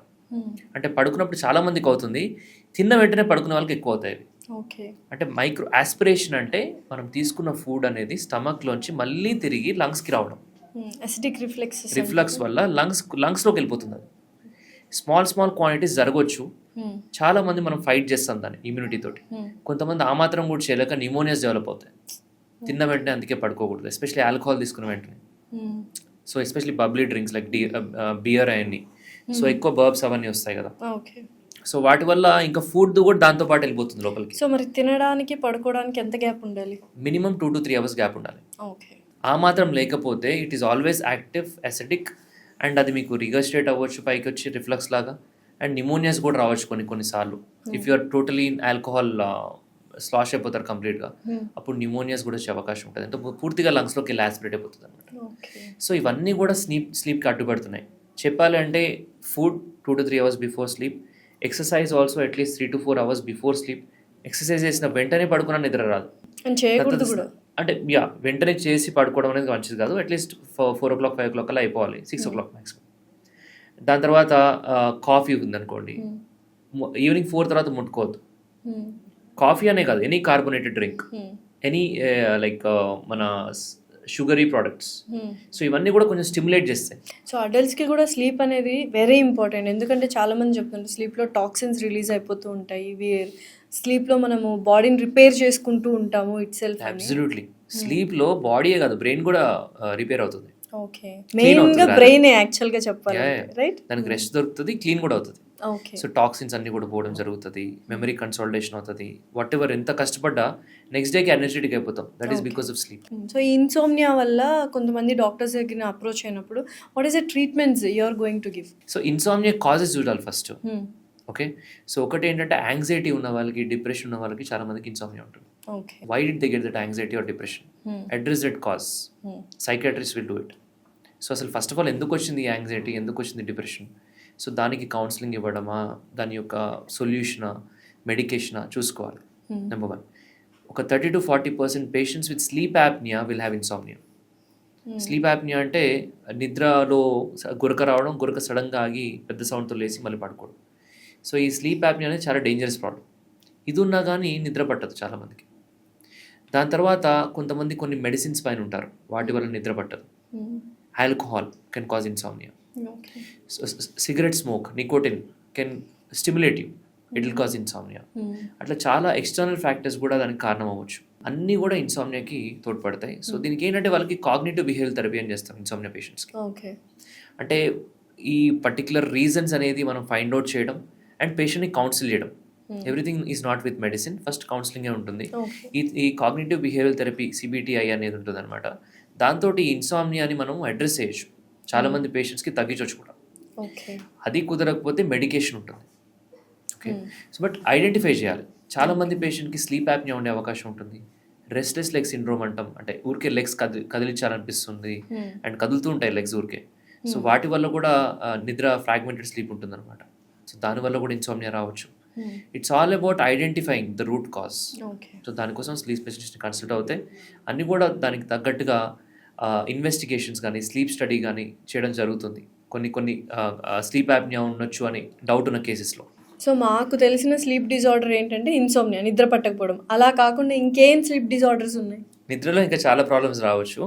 ఒకటి స్లీప్ యాప్నియా అంటాం, స్నోరింగ్ అంటే గురక. స్నోరింగ్ అనేది చాలా కామన్ ప్రాబ్లం, చాలా మంది నవ్వుకునే ప్రాబ్లం. అండ్ పక్కన వాళ్ళకి బాగా గురక వస్తే వీళ్ళకి నిద్ర పట్టదు. ఇట్స్ లైక్ పనిష్మెంట్ కొంతమంది. కానీ ఇప్పుడు కొంత అవేర్నెస్ వచ్చింది, గురక ఉంటే కొన్ని ప్రాబ్లమ్స్ వస్తున్నాయి అన్న ఫీల్లో భయంలో ఉన్నారు కదా. But what are the actual problems? మంచిదే కదా అవేర్నెస్, దట్ ఈస్ ఇంపార్టెంట్. ఎందుకంటే చాలా మందికి తెలియదు. అంటే we spend 1/3 of our life in sleep literally. Okay, అంటే ఒక 100 years బతికితే 30 years పడుకునే ఉంటాం ఆల్మోస్ట్, అంతే కదా, రోజులో 8 hours. సో అంత ఇంపార్టెంట్ స్లీప్. కానీ ఆ స్లీప్ చాలా నెగ్లెక్టెడ్ ఎంటైర్ సొసైటీలో. It's very neglected, any country. In our country it is too much neglected. అంటే మా ఫాదర్ గురక పెడతారు, మా గ్రాండ్ ఫాదర్ గురక పెడతారు, ఇటు గురక పెడతారు, ఇట్స్ న్యాచురల్, ఇట్స్ నార్మల్ అంటారు చాలా మంది. But that itself is causing so many problems including hypertension, BP. అసలు బీపీకి most common cause is snoring and sleep apnea. Primary hypertension అంటాము ఆబ్వియస్లీ, అది నెంబర్ 1 కాజ్. కానీ ఒక జబ్బు వల్ల వచ్చే బీపీస్లో మోస్ట్ కామన్ జబ్బు ఈ గురక ప్రాబ్లం. సో ఏజ్ నుంచి స్టార్ట్ అవ్వచ్చు ఈ స్నోరింగ్ అనేది? చిన్న పిల్లలు కూడా ఉంటుందండి గురక. చిన్న పిల్లలు గురక పెడితే ఇట్స్ క్వైట్ అబ్నార్మల్. వాళ్ళకి అలర్జిక్ రైనైటిస్ ఉండొచ్చు, ఎడినాయిడ్స్ టాన్సిల్స్ ఉండొచ్చు, వాటి వల్ల విపరీతమైన గురక పెడతారు. చాలా లౌడ్ సౌండ్ వస్తుంది, చాలా మంది చెప్తారు, రికార్డింగ్ కూడా వినిపిస్తారు, it's very loud. And snoring ఒకటే కాదు, చోకింగ్ కూడా ఉంటుంది వాళ్ళకి. అంటే గురక పెడుతుంటారు, ఒక సౌండ్ వచ్చి గ్యాప్ వచ్చి సడన్ గా అని పెద్ద సౌండ్ తోటి లేసి మళ్ళీ పడుకుంటారు. దే విల్ బి స్లీపింగ్, వాళ్ళు నిద్రలోనే ఉంటారు, బట్ కదలడము పేరెంట్స్కి పాపం చాలా ఇబ్బంది అనిపిస్తుంది. Because they won't go to a good deep sleep, always disturb, తిరుగుతూ ఉంటారు బెడ్ అంతా రౌండ్ క్లాక్ లాగా. They can't sleep properly, positions మారుస్తుంటారు, head positions. That is because air is not entering properly into their lungs. ఈ అడ్డు వల్ల, ఇక్కడ tonsils వల్లనో, ముక్కు వెనకాల ఉండే ఎడినాయిడ్ వల్లనో బ్లాక్ చేయడం వల్ల ఎయిర్ ఈజ్ నాట్ ఎంటరింగ్. ఆ రెసిస్టెన్స్ అంటే ఆ చిన్న గ్యాప్లోంచి ఎయిర్ వెళ్ళడం వల్ల వచ్చే సౌండే స్నోరింగ్. ఆ టిష్యూస్ అలా వైబ్రేట్ అవుతాయి, అప్పుడు ప్రొడ్యూస్ అయ్యేది స్నోరింగ్ అనమాట, గురక. ఈ గురక అనేది పిల్లలు ఉంటే ఖచ్చితంగా అబ్నార్మలే. పెద్దవాళ్ళలో కొంతమంది కొన్నిసార్లు గురక పెట్టవచ్చు, లైట్గా పెడితే ఇట్స్ ఫైన్. లేదు, sound is two loud and that it self will put him at the risk of hyper tension. అంటే బీపీ రావచ్చు, కేవలం గట్టి గురక పెట్టడం వల్ల బీపీ రావచ్చు ఆ పర్సన్ ఫ్యూచర్లో. సో పొట్టు ఉండడం వల్ల కూడా గురక వస్తుంది. ఇది ప్రపోర్షనేట్ అనమాట, అది ఎంత ఉంటే అంత గురక ఉంటుంది. That is also directly proportionate. It is at high risk of sleep apnea, especially మెన్లో. అంటే సెంట్రల్ ఒబెసిటీ అంటాం, వాళ్ళకి స్లీప్ యాప్నియా ప్రాబ్లమ్స్ చాలా కామన్. ఇప్పుడు దాకా నేను మాట్లాడినంత స్నోరింగ్. స్లీప్ యాప్నియా అంటే ఏంటంటే ఈ గురక మధ్యలో, అంటే గురక పెడుతూ ఉంటారు, సౌండ్ పెరుగుతూ ఉంటుంది, ఒక స్టేజ్లో ఆగుతుంది, కంప్లీట్ బ్రీతింగ్ కూడా ఆపేస్తారు ఆ టైంలో వాళ్ళు. దాన్నే యాప్నియా అంటాం. ఆపిన తర్వాత ఒక 10 seconds మినిమం గ్యాప్, లేదా కొంతమందికి 1 minute వరకు కూడా గాలి పీల్చుకోరు మళ్ళీ. ఆ టైంలో ఆక్సిజన్ లెవెల్స్ అన్నీ డౌన్ అయిపోతూ ఉంటాయి. సడన్గా బ్రెయిన్ స్టిమ్యులస్ ఇస్తుంది బ్రీత్ అని, అప్పుడు అని చెప్పి ఒక పెద్ద సౌండ్ తోటి వాళ్ళు లేవడం జరుగుతుంది. నిద్ర లేవకపోవచ్చు, వాళ్ళు నిద్రలోనే ఉండొచ్చు, కానీ ఆ సౌండ్ అలా వస్తుంది, పక్కన వాళ్ళు కూడా భయపడతారు. వినే ఉంటాం పెద్దవాళ్ళు ఇంట్లో గురక పెట్టినప్పుడు గురక బాగా వస్తుంది, గ్యాప్ వచ్చి పెద్ద సౌండ్ వచ్చి మళ్ళీ గురక స్టార్ట్ అవుతుంది. అమ్మయ్య గురక ఆగిపోయింది అనుకుంటాం, గురక ఆగిపోయింది అమ్మయ్య అప్పుడు నిద్రపోవచ్చు అనుకుంటాం, మళ్ళీ సడన్ గా ఆ టైంలో వాళ్ళు బ్రీతింగ్ కూడా తీసుకోరు, బ్రీతింగ్ కూడా ఆగిపోతుంది. ఇట్ ఇస్ వెరీ డేంజరస్ కదా, ఆక్సిజన్ ఎక్స్ట్రీమ్లీ డేంజరస్. చాలా మంది హార్ట్ అటాక్ తో చనిపోయారు అంటారు, నిద్రలో ప్రశాంతంగా ఎంతో మంది స్లీప్ యాప్నియా వల్ల చనిపోతారు నైట్. అంటే స్లీప్ టెస్ట్ అవన్నీ కూడా మేము చేస్తాం. We do polysomnography sleep studies. దాంట్లో we have recorded patients who have drop to 25%, 30%, 35% అట్లా అన్ని నెంబర్స్ చూస్తున్నాం. అంత తక్కువ డ్రాప్ అవుతుంది స్లీప్లో కొంతమందికి, ఈ స్లీప్ యాప్నియా పేషెంట్స్కి ఆక్సిజన్ లెవెల్.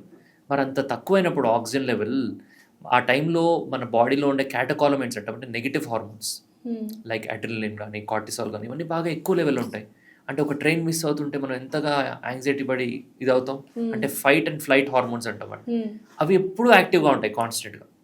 అలా ఉండడం వల్ల ఆ పేషెంట్ బీపీ తొందరగా డెవలప్ అవుతుంది. అంటే ఇది పెద్దవాళ్ళు కాదు, చిన్నతనం నుంచే గురకు ఉన్నట్టయితే కనుక పెద్ద వయసులో వాళ్ళకి బీపీ వచ్చే అవకాశం ఎక్కువ. ఎస్పెషలీ అడినాయిడ్ టాన్సిల్స్ ఉన్న పిల్లలు, అలర్జీస్ ఉన్న పిల్లలు, నోస్ బ్లాక్, దాని తర్వాత కొన్ని సిండ్రోమ్ బేబీస్ అంటాం.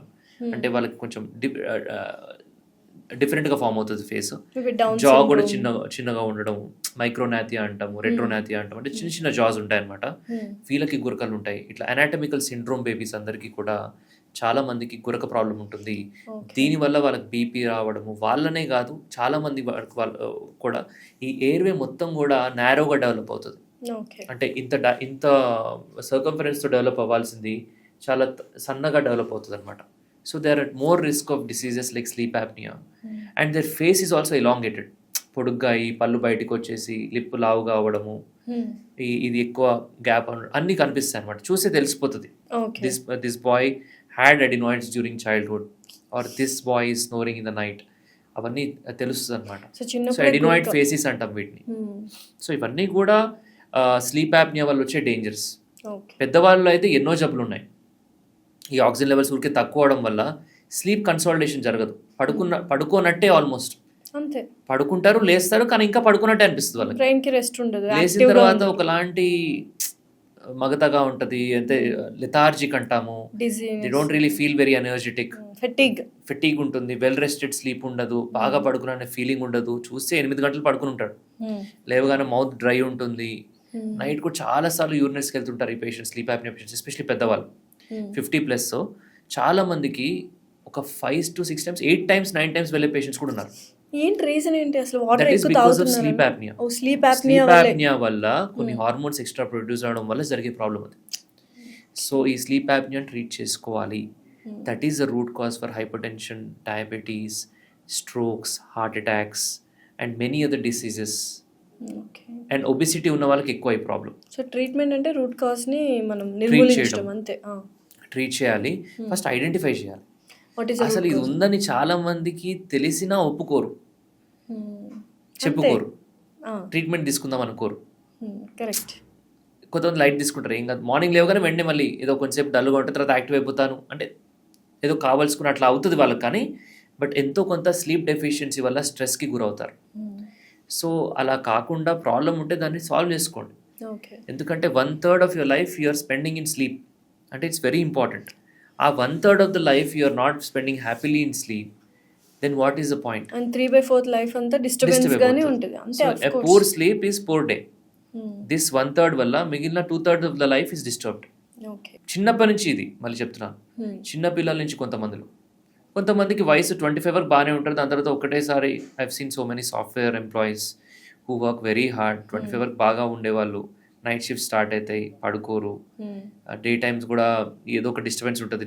Day is not like night కదా, ఏదో ఒక డిస్టర్బెన్స్, నాయిస్ ఉంటుంది, వర్క్స్ ఉంటాయి, కాల్స్ వస్తాయి. So they all have fragmented and poor sleep. దానివల్ల they slowly put on weight, they won't realize then. ఒక 3 yearsలో వచ్చి బాధపడతారు, 3 yearsలో హెల్త్ అంతా ఖరాబ్ అయిపోయింది సార్, నాది అంతా చెడిపోయింది, 3 yearsలో నేను ఒక 30 kgs పుట్ ఆన్ అయ్యాను, ఈ 3 yearsలో 10 kgs పుట్ ఆన్ అయ్యాను, 15 kgs పుట్ ఆన్ అయ్యాను, 20 kgs పుట్ ఆన్ అయ్యాను, ఇలా చెప్తారనమాట. 3 years మళ్ళీ అంటే కళ్ళంత డార్క్గా అయిపోవడం, అంటే ఒకలాగా అంటే ఫేస్ కూడా ఉబ్బినట్టు అయిపోవడం, ఇవన్నీ కూడా స్ట్రెస్ వల్ల జరుగుతున్నాయి. కొంతమంది ఎక్కువ వర్క్ చేయాలి అనే దాంతో కూడా ఎక్కువ వర్క్ చేసి కూడా ఇవన్నీ తెచ్చుకుంటారు. సో కొంతమంది ఏంటంటే out of stress, out of compulsion. So what ever the cause is, if there is no balance between your sleep, your diet, your exercise and your awareness, ఇవన్నీ 4 pillars of health అంట నేను. So ఇవి సరిగా లేకపోతే ఏ pillar కూలినా collapse అయ్యే అవకాశం ఉంటుంది. Okay, so ఇప్పుడు మనం ఇచ్చేది అవేర్నెస్. ఇది ఏం చేయాలి ఏం చేయకూడదు అనేది ఒక సైంటిఫిక్ ఇన్ఫర్మేషన్ ఇచ్చే వాళ్ళు చెప్తే అది తెలుసుకొని దాన్ని పాటిస్తే అట్లీస్ట్ కొన్ని మనం మార్చుకోగలుగుతాం. లైఫ్ స్టైల్ మోడిఫికేషన్ అంటాం దాన్ని. That is very very important part of treatment in sleep apnea. అంటే మన లైఫ్ స్టైల్ మార్చుకోవాలి. అంటే మనం లేచిన తర్వాత సన్లైట్ ఎక్స్పోజ్ అవ్వడం, కొంచెం ఎక్సర్సైజ్ చేయడం, then going to work, doing some activity and all that. And diet కరెక్ట్గా తీసుకోవడం, జంక్ ఫుడ్ తినకుండా ఊరికే ఈ ఫ్రైడ్ ఫుడ్, ఈ కూల్ డ్రింక్స్ తీసుకోవడం వల్ల సగం మంది హెల్త్ ఖరాబ్ అయిపోతుంది, చాలా మంది హెల్త్ డ్యామేజ్ అవుతుంది. సో గ్యాస్ట్రోఎంటరాలజిస్ట్ అందుకే they booming because of all the bad habits that these people are having. All your doctors are booming because of our disease. All the bad habits. Definitely. So it is because of all these online delivery apps also. You get food everywhere, anytime, anywhere. Any food. 4 AM biryanis ఎంత famous అయ్యాయో తెలుసా? So అంటే ఇట్లా add టైంలో తినడము ఒకసారి 2 సార్లు is okay, but getting use to it. ఇవన్నీ గవర్నమెంట్ బ్యాన్ చేయాలి. 4 AM బిర్యానీలు, 3 AM బిర్యానీలు బ్యాన్ చేస్తే సో అట్లా ఈ పియర్ ప్రెషర్ ఉంటుంది ఫ్రెండ్స్. పియర్ ప్రెషర్ వల్ల స్మోక్ స్టార్ట్ చేయడం కూడా చాలా మంది 90% ఆల్కహాల్ స్టార్ట్ చేద్దామన్నా ఏం చేద్దామన్నా ఏదో స్టైల్ కోసమో అది చూపించుకోవడానికి ఏదో, that's how all the problem start. But దాన్ని ఎక్కడ ఆపాలో తెలియాలి.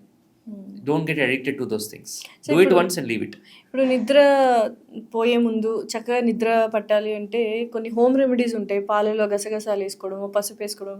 How soothing it is like these kind of practices. అంటే ఓపియం సీడ్స్ కదా, దే కెన్ ఇండ్యూస్ స్లీప్.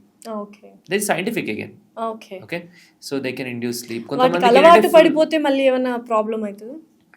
అలవాటు తీసుకోకూడదు ideally every day, but I don't think everybody, అంటే చాలా మంది తీసుకోరు అనుకుంటున్నాను అయితే. మరి తీసుకోరు, ఒకవేళ నిద్ర పట్టని వాళ్ళు అలా న్యాచురల్ ప్రాసెస్ ఏమన్నా మెథడ్స్ ఏమన్నా just take bath, keep your lights dim, keep your room cool and quiet, నిద్ర ఆటోమేటిక్ వచ్చేస్తుంది. సో ఏది ఎక్స్టర్నల్ గా తీసుకోవాల్సిన అవసరం లేదు, టాబ్లెట్ కూడా అవసరం లేదు.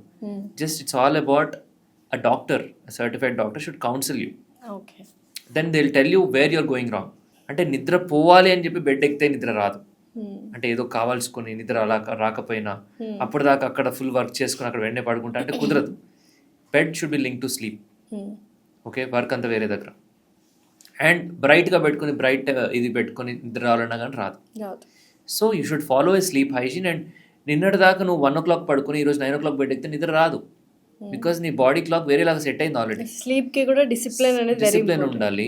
సో అదే ఈవెన్చువలీ స్లోగా 15 minutes every day you can prepone it, half an hour, 15 minutes, 1 hour.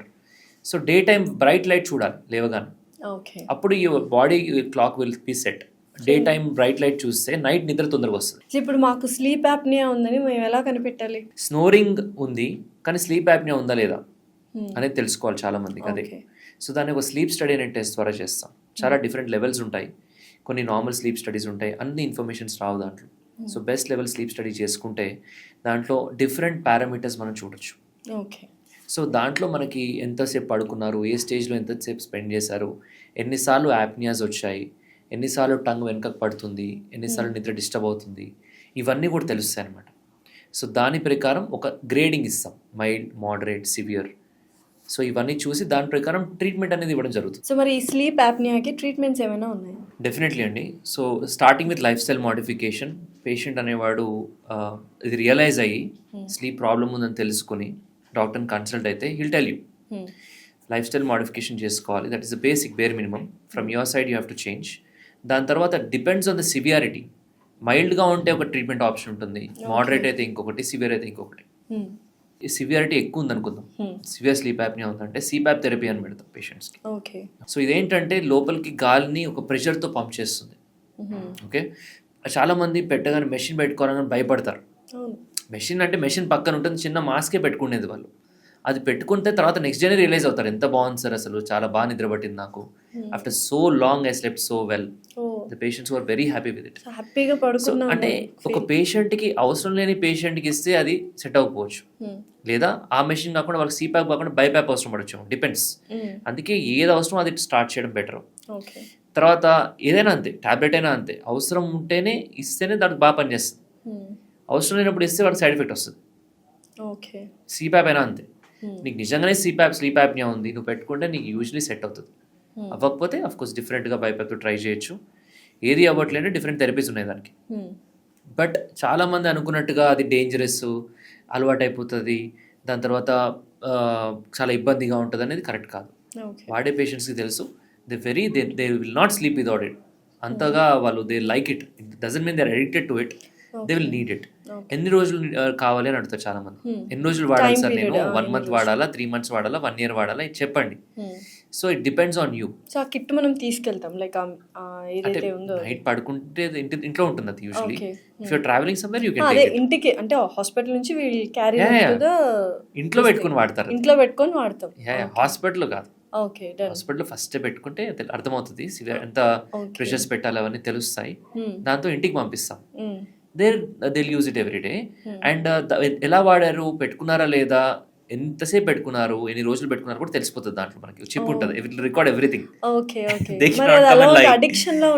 లేదు, ఇదంతా తెలిసిపోతుంది అన్నమాట. డేటా అంతా వస్తుంది. Then will see and will tell them where they are going wrong, humidity ఏంది అనేది. అడిక్షన్ కాదండి, డిపెండ్స్. అంటే ఆ లోపల they have to go for life style modification, they have to decrease their weight. వాళ్ళ తరపున కూడా వాళ్ళు ఏదో ఒకటి చేయాలి కదా. It's not just they are putting and everything will become like magic and మంచిగా ఎప్పుడు అట్లా కాదు. ఏంటి ఆ మెషిన్ లో ఏముంది అసలు? పెట్టగానే నిద్ర ఇచ్చేది గాలే with pressure. Okay, and it will not అంటే డిస్టర్బింగ్ ఇవ్వదు, అంటే స్మూత్ గా ఇస్తుంది అనమాట. సో దానివల్ల ఈ ఎయిర్వే ఏదైతే ఉందో నైట్ కొలాప్స్ అయిపోతుంటుంది. సో అబ్స్ట్రక్షన్ అవ్వకుండా కొలాప్స్ అవ్వకుండా టంగ్ వెనకకు పడకుండా ఆపుతుంది అనమాట. అంటే ఒక ఎయిర్వే స్ప్లింట్ అంటాం, ఎప్పుడు ఇలా ఉండేలా చూస్తుంది. So air is always going in and coming out and your oxygen saturation is always maintain. Oxygen levels maintain అయితే అప్పుడు పేషెంట్ ఈస్ హ్యాపీ, బాగా పడుకున్నాడు అనిపిస్తుంది. దెన్ దిస్ నో ప్రాబ్లం కదా. So eventually you should lose your weight. Root cause ఏంటి, adenoids tonsils ఉన్నాయా, వాటిని సరి చేసుకోండి. వెయిట్ ఎక్కువ ఉందా, వెయిట్ తగ్గండి. లేదా ఈ మజిల్స్ బాగా వీక్ ఉన్నాయా. ఇప్పుడు మనం తినే ఫుడ్కి if you look at the jaws, ఇంతకుముందు jaws they are very big and bulky. ఇప్పుడు మనం అన్నీ కూడా it's becoming very smooth and thin because we are not really eating like hard food. అంతా కూడా మెత్తగా అట్లా తింటున్నాం కదా. We are not really using these muscles. So mouth muscles అన్నీ కూడా they becoming weak as you go in generation by generation. అంటే this is also scientific. అంటే ఇంతకుముందు జాస్ చాలా పెద్దగా ఉండేవి, ఇప్పుడు చాలా తక్కువ సైజ్ అవి, మజిల్స్ కూడా తక్కువ అవుతాయి అనమాట. That it self is impacting. And జా వెనకకు పడడము, టంగ్ వెనకకు పడడం, ఇవన్నీ జరుగుతున్నాయి నైట్. సో దీనికోసం కూడా ఎక్సర్సైజెస్ ఉన్నాయి, ఈ పర్టికులర్ మజిల్ ఎక్సర్సైజెస్ కూడా. So that we teach to the patient. So ఇది చేయడం వల్ల కూడా చాలా మందికి బెనిఫిట్ ఉంటుంది. ఇంకొంతమందికి ఓరల్ అప్లయన్సెస్ అంటాం, అంటే టీత్ దగ్గర పెట్టుకునే డివైజెస్, ఇది ఇవ్వడం వల్ల కూడా టంగ్ వెనకకు పడకుండా, మజిల్స్ పడకుండా ఆపుతాయి అనమాట.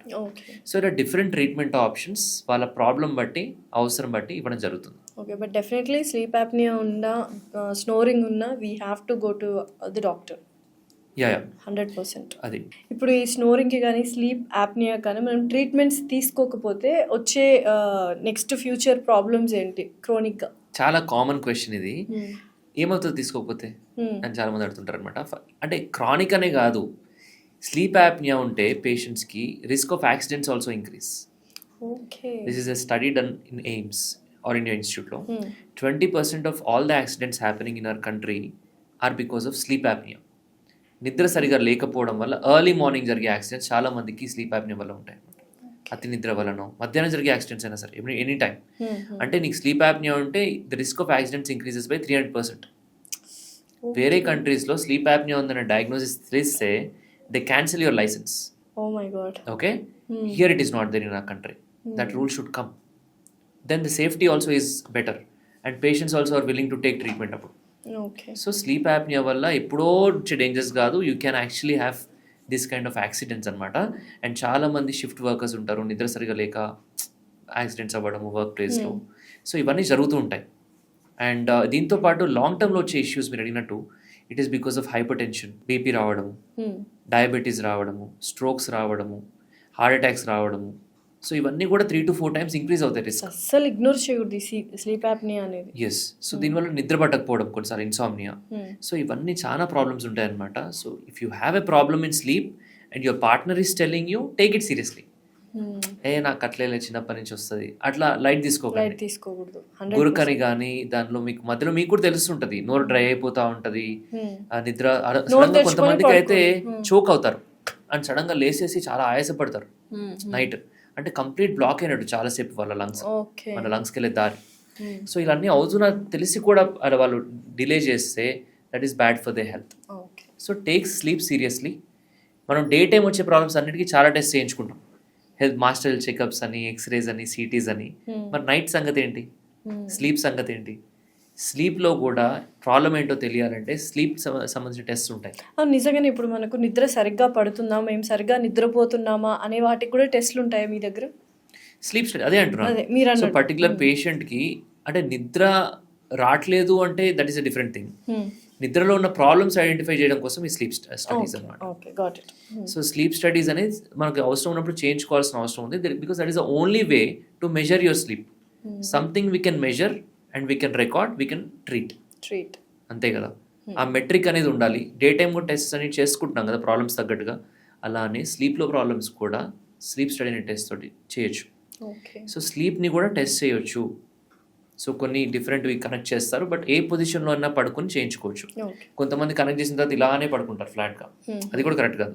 Sleep in your normal position, natural position, and దాంతో మనకి మార్నింగ్ కల్లా అది రికార్డింగ్స్ అవుతుంటాయి అండ్ 1-2 డేస్లో రిపోర్ట్ అనేది జనరేట్ అవుతుంది. సో కొన్ని ఓల్డ్ రిచువల్స్లో చాలా డేంజరస్ థింగ్స్, చిన్నపిల్లలు పుట్టగానే లేకపోతే స్నానం తలంటు పోసినప్పుడు సాంబ్రాణి వేస్తూ ఉంటారు, అండ్ అలాగే దోమలు కుట్టకుండా మస్కిటో కాయిల్స్ పెడుతూ ఉంటారు.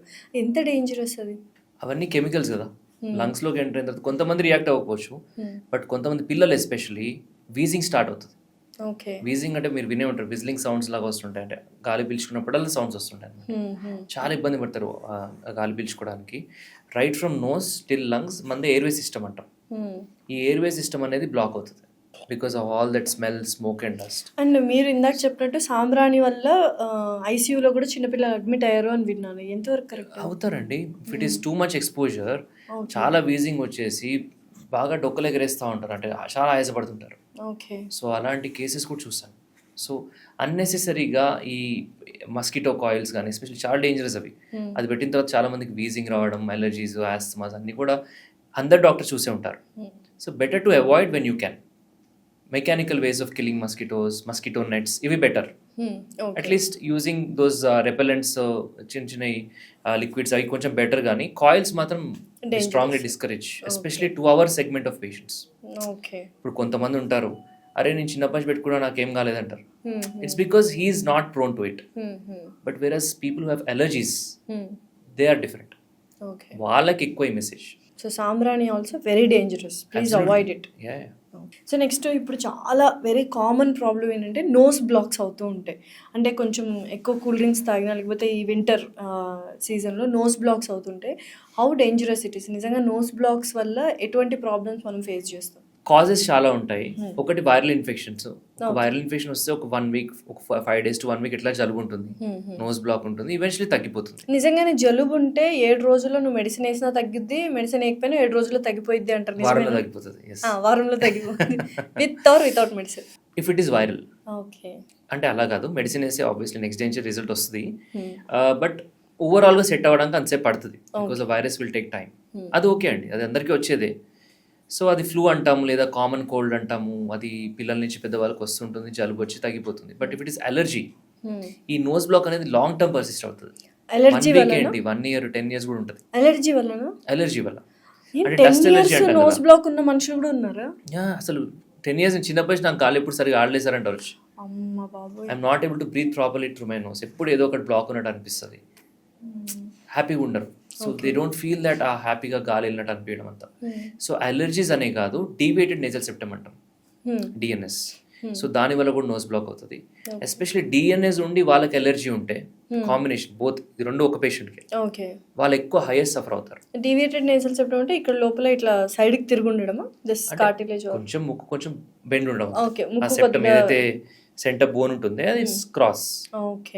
అది ప్లస్ అలర్జీస్ ఉంటే ఇంకా ప్రాబ్లం.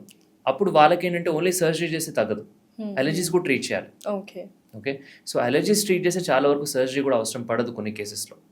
ఎంతో క్రాస్ ఉంటే తప్ప with medication, with immunotherapies allergies చాలా బాగా కంట్రోల్ చేయొచ్చు. ఎందుకంటే you can not remove allergy with surgery. DNS చాలా ఉందంటే డెఫినెట్గా సర్జరీ ఇంపార్టెంట్, చేసుకోవచ్చు. బట్ మైల్డ్ డిఎన్ఎస్ ఉంది, ఎక్కువ ఎలర్జీ ఉంది, ఇలాంటి కేసెస్ చాలా మంది కూడా సర్జరీ చేయించుకుని వచ్చిన వాళ్ళు చాలా మంది ఉంటారు. సో ఎన్నిసార్లు చేయించుకున్నా ఎలర్జీ అనేది పోదు, ఆ బ్లాక్ అనేది కంటిన్యూ అవుతూ ఉంటుంది. సో దానికి ఏంటంటే అలర్జీని ట్రీట్ చేస్తే బ్లాక్ అనేది అవ్వకుండా ఉంటుంది అనమాట. సో ప్రికాషన్స్ ఉంటాయి. They have to avoid dust, any kind of smell, smoke, dust ఇవన్నీ అవాయిడ్ చేస్తూ మెడికేషన్ వాడుతూ ఉంటే కనుక దాని రూట్ కాజ్ ఏంటో మనం ఐడెంటిఫై చేస్తే కనుక దాన్ని we can treat successful. So ఏం ప్రాబ్లమ్స్ ఏంటి నోస్ బ్లాక్స్ వల్ల ఫ్యూచర్లో వచ్చే ప్రాబ్లమ్స్ ఏంటి? మీరు అన్నట్టు స్లీప్ సరిగా ఉండదు కదా, okay, they cannot sleep properly, irritate అవుతూ ఉంటారు, చాలా ఇరిటబిలిటీ ఉంటుంది డేలో, బికాస్ నైట్ స్లీప్ ప్రాపర్గా ఉండదు వాళ్ళకి. So day time they're always irritable and ఇది అండ్ చాలా మందికి ఈ నోస్ బ్లాక్ వల్ల స్నోరింగ్ ప్రాబ్లమ్ వస్తుంది. నోటితో పీల్చుకోవడం నోరు డ్రై అయిపోవడము. సో డ్రై ఎయిర్ లోపలికి ఎంటర్ అవడం వల్ల చాలా మందికి ఈ బ్రాంకైటిస్ లాంటివి రావడం. ఎందుకంటే నోస్ అనేది it's not just for breathing, smell వస్తుంది, మనకి స్మెల్ తెలుస్తుంది, బ్రీదింగ్, తర్వాత హ్యూమిడిఫై చేస్తుంది ఎయిర్ని. మీరు డెజర్ట్లో ఉన్న, ఓషన్ దగ్గర ఉన్న, ఇంట్లో ఉన్నా, లేకపోతే ఎక్కడ బయట ఉన్నా కానీ వాట్ ఎవర్ యువర్ బ్రీదింగ్ ఆ అట్మాస్ఫియర్ హ్యూమిడిటీని తీసుకెళ్తుంది లోపలికి, డ్రై ఎయిర్ వెళ్ళదు లోపలికి. మౌత్ బ్రీదింగ్ చేస్తే డ్రై ఎయిర్ వెళ్తుంది, that can cause irritation and cough. అదే కాకుండా ఫిల్టరేషన్ చేస్తుంది nose, it can filter your air very well, it's very good air filter. So it will prevent dust particles అవన్నీ కూడా, and it will warm the air.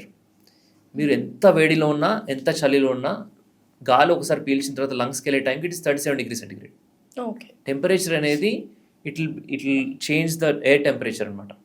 బయట ఉన్న temperature, AC temperature 18 ఉంది, మనం inhale చేస్తున్నాం. By the time it goes to the lung it is already 37 degrees. That is because of all the turbinates న్యాచురల్గా ఉంటాయి మనకి. ఇవన్నీ మనం కట్ చేయడం వల్ల ఈ ఫంక్షన్స్ అన్నీ పోతాయి నోస్కి. సో అన్నెసరీగా సర్జరీ అనేది చేయించుకోకూడదు. అంటే చిన్న నోస్ బ్లాక్ 1 week నుంచి ఉంది, 2 weeks నుంచి ఉంది, immediately people think we have to go and get it cut. It is not an extra organ, it is very important. అది తీయడం వల్ల ప్రాబ్లమ్స్ వస్తాయి కాబట్టి just be patient, use medication, you should be fine. ట్రిగ్గర్ని avoid చేయండి. డస్ట్కి allergy ట్రిగ్గర్ని avoid చేయాలి కదా, లేకపోతే ఇది ప్రాబ్లం కంటిన్యూ అవుతూనే ఉంటుంది. అండ్ ఇంకో చాలా మందికి కామన్ పాయింట్ ఏంటంటే నేజల్ సైకిల్ అంటాం మనం, మనందరికీ ఉంటుంది. ఎవ్రీ 4 hours మనకి ఏదో ఒక నోస్ నుంచి బాగా గాలి వెళ్తుంది, ఇంకోటి కొంచెం బ్లాక్ అవుతుంది. It is a natural. ఇప్పుడు మీరు కూడా చెక్ చేసుకుంటే ఒకటి బాగా వెళ్తుంది, ఒకటి తక్కువ వెళ్తుంది. సో ప్రాణాయామం చేసినప్పుడు మనకు బాగా అబ్జర్వ్ చేయొచ్చు అది. సో ఇదేంటంటే ఇట్స్ ఎ న్యాచురల్ ప్రాసెస్. కానీ బ్లాక్ ఉన్న వాళ్ళకి, డీవియేటెడ్ సెప్టమ్ ఉన్న వాళ్ళకి బాగా ఎక్కువ తెలుస్తుంది ఆ ప్రాబ్లం. ఎవ్రీ 4 hours బ్లాక్ ఎక్కువ అనిపిస్తుంది. ఏ సైడ్ అయితే ఎక్కువ డీవియేషన్ ఉందో every 4 hours, so every day it's happening. So ఈ ఫిజియలాజికల్ సైకిల్ అనేది చాలా కామన్, అందరికీ ఉంటుంది. సో ఎవరైతే ఎక్కువ ఎక్స్పీరియన్స్ చేస్తున్నారో దట్ మీన్స్ వాళ్ళకి ఎంతో కొంత డిఎన్ఎస్ ఉన్నట్టు. మెడికేషన్ వాడితే చాలా వరకు కంట్రోల్ అవుతుంది, ట్రిగ్గర్ని అవాయిడ్ చేయాలి. సివియర్గా ఉంది డిఎన్ఎస్ అంటే వాళ్ళకి సర్జికల్గా చేసుకోవచ్చు. సో ఓవరాల్గా అంటే డిఎన్ఎస్ ఉన్నా కూడా ఆపరేషన్ అవసరం అయితేనే చేయించుకోవాలి, otherwise we can manage with the medicines and the treatments. Yes. Okay, thank you so much Vivek garu, thanks allot. Welcome.